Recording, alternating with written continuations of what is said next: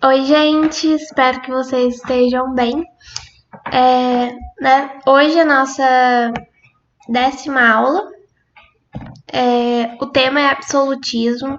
Na aula passada, a gente falou sobre a reforma religiosa, né? Que, como o próprio nome já diz, foi o surgimento de outras religiões. Mas na aula de hoje do absolutismo, a gente vai relembrar mais a aula da formação das monarquias nacionais, que foi que aconteceu entre o final da Idade Média e o começo da Idade Moderna. A formação das monarquias nacionais é quando eles deixaram de ter áreas, né, de moradias não estruturadas, por exemplo, em questões governamentais. Com a formação das monarquias nacionais, eles formaram mesmo os países, certo? E aí tinha um rei que mandava nesses países. Esses reis, eles eram de regimes absolutistas, que é o que a gente vai falar hoje. O absolutismo, ele tem origem, né, com a formação das monarquias nacionais, que foi entre o final da Idade Média e o início da Idade Moderna. A economia, em questões econômicas, os reis estimulavam as atividades mercantilistas, que eram as atividades de, por exemplo, de navegação, de fazer comércio. A política, a monarquia estava aliada com a burguesia e a nobreza, então havia essa aliança entre a monarquia, nobreza e burguesia. E a burguesia teve grande atuação, porque como era estimulada as atividades mercantilistas, é a burguesia que tomava conta. Nessa época surgiram algumas teorias, algumas literaturas que ficaram bem conhecidas por se tratarem do absolutismo. Por exemplo, a teoria de Jacques Bossuet, que ele publicou a obra Política segundo a Sagrada Escritura.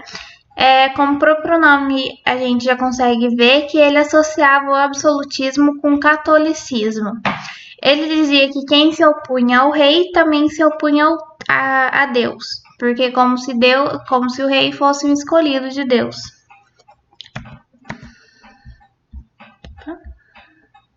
Essa aqui é uma imagem dele, Jacques Bossuet. Nicolau Maquiavel, a gente falou dele na aula de Renascimento, que foi bem nessa época também, né, do início da Idade Moderna. Maquiavel, ele era funcionário do governo Médici na Itália. Ele publicou a obra O Príncipe. A obra foi publicada em 1513 e ele defendia totalmente o poder do rei. Essa obra até hoje, pelo menos quando eu estava na escola, a gente estudou ela. E, de acordo com ele, a política não tinha nada a ver com a moral. A pessoa podia agir da forma que ela achava melhor e não de uma forma que ia beneficiar todos. Até que, inclusive, ele é o famoso autor da frase: os fins justificam os meios, porque não importava o que o rei fazia. No final, a gente descobriu por que ele tinha feito aquilo. Uma das capas do livro, O Príncipe, de Maquiavel. Thomas Hobbes. Ele considera que o absolutismo era a forma de governo mais adequada à natureza humana. Ele é autor do livro Leviatã, onde defende que todo o poder deveria estar na mão do Estado. Então, que ele defendia que o absolutismo era a forma mais correta, né, de governar, porque realmente todo o poder do Estado tinha que estar na mão de uma só pessoa absoluta. E ele dizia que o homem é o lobo do homem. Essa frase é muito comum, muito usada, por exemplo, em redações, nos vestibulares. Jean Bodin.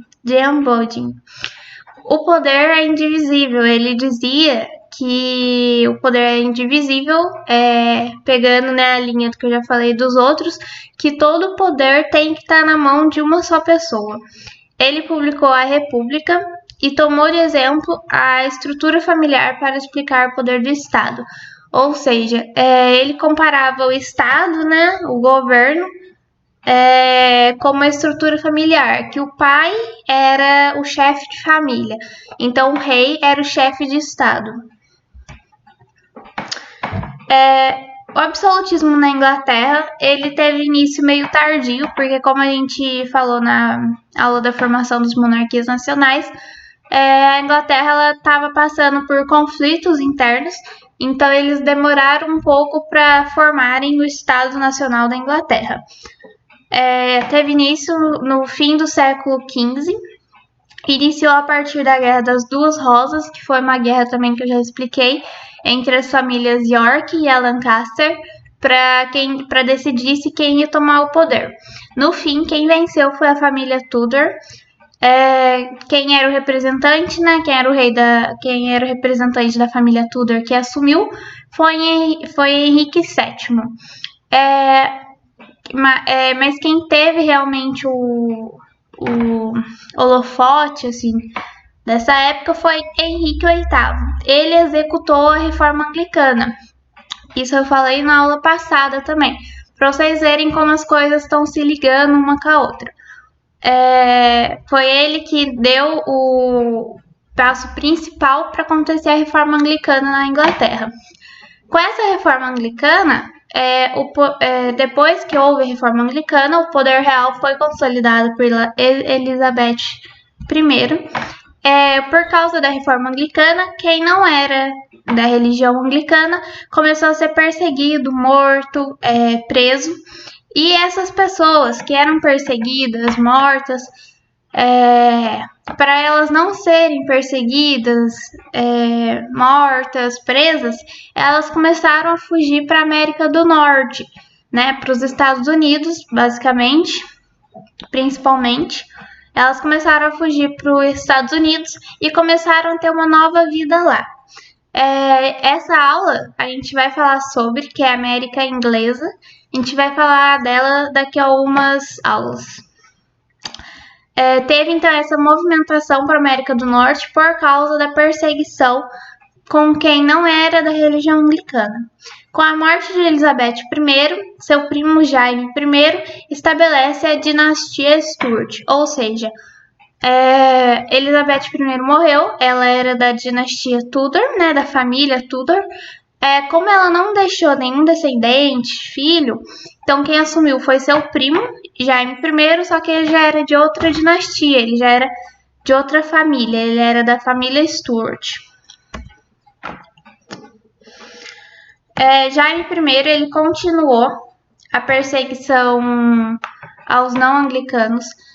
Em 1625, Carlos I assume o trono e fortalece o absolutismo, né, vindo dessa mesma dinastia Stuart.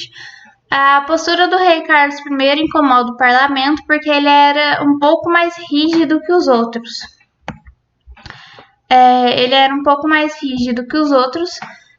E ele acaba fechando o parlamento na Revolução Puritana. O que acontece? A Revolução Puritana... deixa eu ver se eu tenho slide dela aqui. Tem. A Revolução Puritana, o que acontece? Carlos I, ele assumiu o trono e ele não estava gostando da intervenção política do parlamento, ou seja, ele queria agir por conta própria. Só que não podia, porque naquela época já existia o parlamento, que julgava, que, né, aconselhava ele a não fazer as coisas, que não permitia também certas atitudes. Os problemas mostrados pelo parlamento foram resolvidos, mas ele foi fechado. Ou seja, Carlos I, ele falou, ok, eu vou mudar meu jeito, só que vocês também não vão mais funcionar. Oliver Cromwell liderou os combates contra o monarca. Depois que foi fechado o parlamento, Cromwell foi o primeiro a dar o passo para combater Carlos I, já que não havia mais parlamento, então a atitude tinha que vir de fora. Em 1649, Carlos I foi capturado pelo exército e decapitado. Quem saiu como herói foi Cromwell. De início foi um bom governo, mas depois Cromwell governou de forma muito autoritária, muito rígida, se igualando a Carlos I. Então, ele também foi retirado do poder pela população. Carlos I, aqui a nossa esquerda, e Oliver Cromwell, a nossa esquerda. Eu confundi. Opa! Carlos I, aqui a nossa esquerda, e Oliver Cromwell, a nossa direita. É a representação da decapitação de Carlos I, né? Naquela época havia muita decapitação em praça pública, era um espetáculo para as pessoas torciam para isso acontecer. Com a morte de Cromwell, né? Porque a população tentou tirar ele, mas ele não conseguiu. Então, ele ficou no poder até sua morte, e quem assumiu depois dele morrer foi o seu filho. Só que daí a população tirou o filho dele, e o governo dos Stuart volta, que era o governo, né, que estava anterior. Carlos II assumiu o trono, restaurando a ideia do poder real ilimitado. Só que ele já tinha uma tolerância religiosa, principalmente aos católicos. Houve a divisão da população em dois grupos sociais.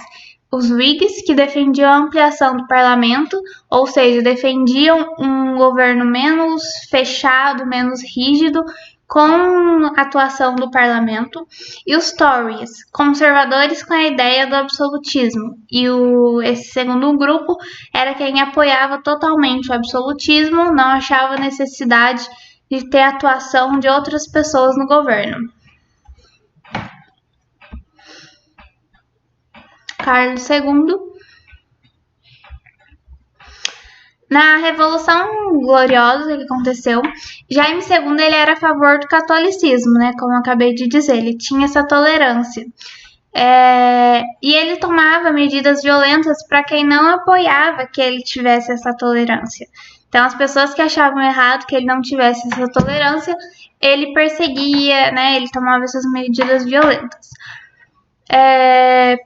Como a população não gostava que ele tivesse essa tolerância, né, porque a religião anglicana foi criada na Inglaterra, então era já uma característica deles, Guilherme de Orange arquitetou a Revolução Gloriosa, que foi, né, a perseguição ao Jaime II. Jaime II acabou fugindo para a França, porque ou era ser morto em praça pública, ou era fugir para a França, né. O trono é entregue para Guilherme e Maria. Guilherme de Orange e Maria, né, que era sua esposa. Foi abolida a monarquia absolutista e estabeleceu o parlamentarismo. Depois que eles tomaram o trono, o regime absolutista, que era esse regime fechado, que o rei podia tomar medidas violentas quando ele quisesse, para o que ele quisesse, e ele que tinha um poder indivisível, acabou. E eles se mantiveram no poder até 1714. Depois disso, já teve, né, outras dinastias, e até hoje na Inglaterra a gente ainda tem uma rainha, a gente ainda tem esse aspecto monárquico, mas já não é mais absolutista. Na França, foi antes, né, da Inglaterra, a gente falou disso na formação das monarquias nacionais. Então, o absolutismo na França iniciou logo após a Guerra dos 100 Anos, que foi a guerra da França contra a Inglaterra. Luís XI começou a estender sua autoridade como rei na França no século XVI. Com Luís XIV acontece o auge do absolutismo na França. Ele foi a pessoa principal, porque com ele foi muito mais rígido do que com outros reis. Ele se considerava o rei Sol. O rei Sol não é um rei máximo, assim. E é dele a frase: o Estado sou eu. O que ele queria dizer com isso? Ele queria dizer que todo o poder, todas as decisões estava unicamente postas nele. Então era ele que tinha o poder de todas as decisões, de tudo no governo. Ele teve o reinado mais longo da história. Se eu não me engano, é 72 ou 74 anos, porque ele começou sendo rei bem cedo. Esse é o Luís XIV, o Rei Sol.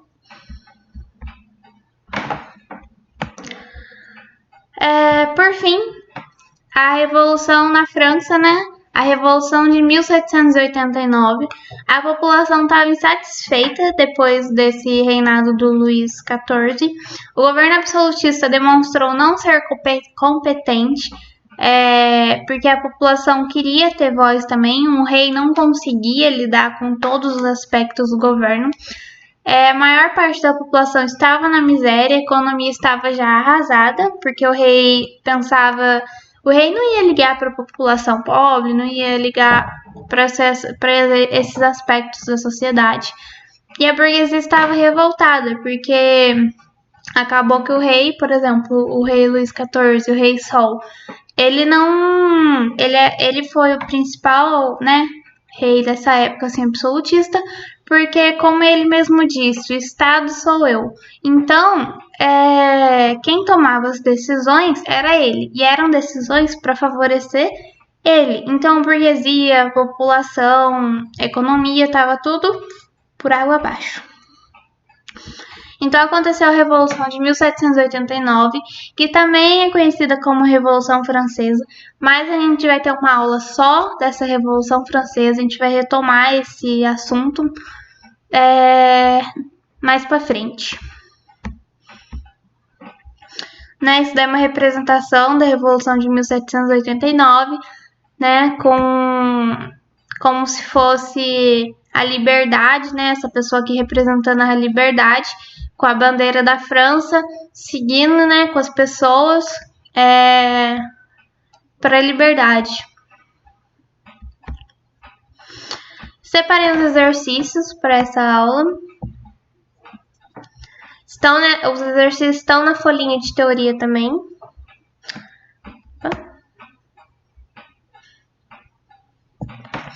Quando se estuda o absolutismo monárquico, é frequente vermos a frase "o Estado sou eu", proferida pelo rei Sol Luís XIV. É correto dizer que essa frase torna patente o uso do simbolismo solar característico da maçonaria francesa. Não tem nada a ver, né, o absolutismo com a maçonaria francesa. Explicita o conteúdo do absolutismo, no qual o rei é a fonte da soberania e poder.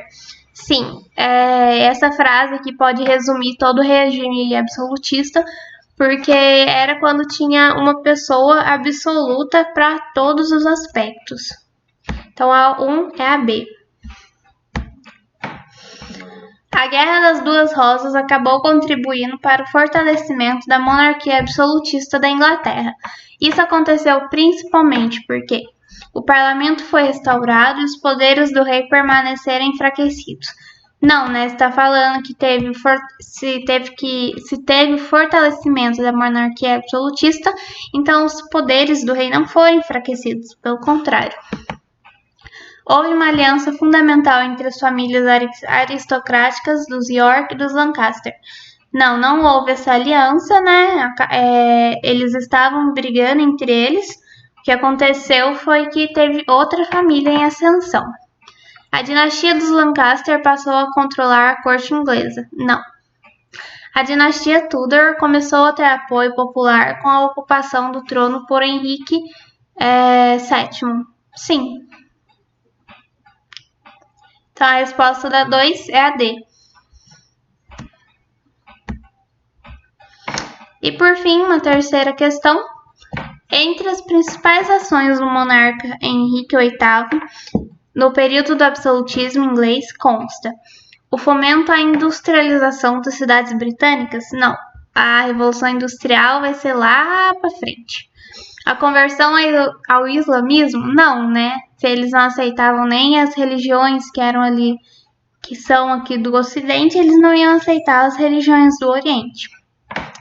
A criação da Igreja Anglicana sobrepondo-se à autoridade da Igreja Católica. Sim, a criação da Igreja Anglicana sobrepondo-se à autoridade da Igreja Católica, perseguição aos católicos, né? Então, a 3, a resposta certa é a C. Na próxima aula, a gente vai falar do Iluminismo. O Iluminismo foi basicamente as pessoas se cansando do absolutismo. Iluminismo, a gente lembra de iluminação, né? As pessoas tiveram uma luz na cabeça para acabar com o absolutismo de vez, tá? Tem os exercícios no Que Mágico. Se vocês tiverem alguma dúvida, podem falar comigo. Se algo não ficou claro também, podem me pedir explicação. Tem também os monitores para ajudar vocês. Sintam-se à vontade. A hora de perguntar é agora. Bons estudos a todos e até a próxima aula.